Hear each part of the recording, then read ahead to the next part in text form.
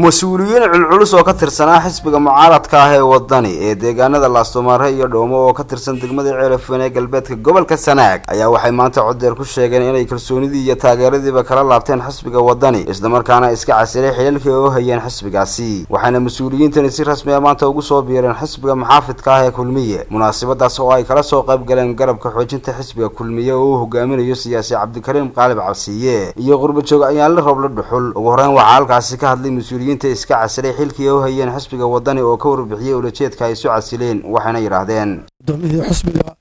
Wadani ee tuulada laastoomaare inaan si mud iyo miisaan leh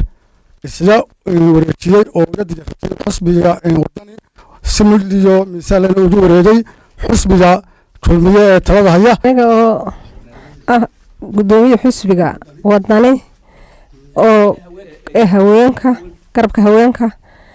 waxaan ku soo wareegay xisbiga Kulmiye waxaan markii hore waxa weeyaan aanu u shaqeey jiray anaga iyo waxa weeye taageerayaasha iyo dhamaantayo waxa odayaasha aad aragtaan waxaan u shaqeey jiray xisbiga Wadani waxaanu hadar simigu miisaan lagu wareegnay xisbiga Kulmiye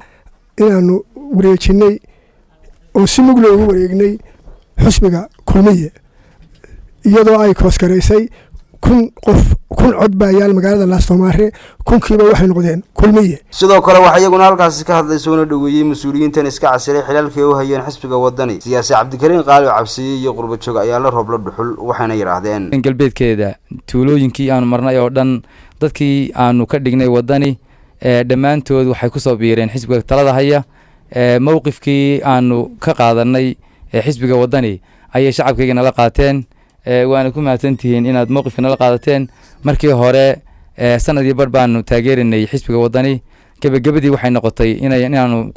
ay fashilmeen oo sidii aan ugu biirnay iyo sidii aan ugu xoojinay taladii tii noqon weyday ayna noqotayna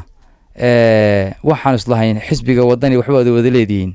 laakiin xaqiiqdu markii kaambiinka la gaaray waxaanu garanay in si gaar ah loo leeyahay degmada Afweyn degmada Garadag iyo 15 tuulo oo hoos imaado galbeedka gobolka Sanaag ayaanu soo maray intaba aasaartii iyo calaamadii xisbiga Wadani dhulka la dhigay aanu soo maray tuulo ilaa 15 tuulo oo ay ku jirto Dhoomo ku jiro Ceelcad ku jiro Balowle ku jiro meesha la yiraahdo Dhuur Cilaan Bildaalay meesha la yiraahdo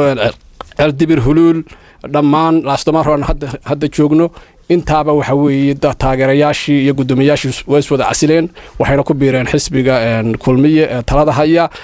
waxaa sababay tala wadaag la'aan uu sameeyay xisbiga Wadani Axmed Mursal askar TV-ga caalamka Universal Ceel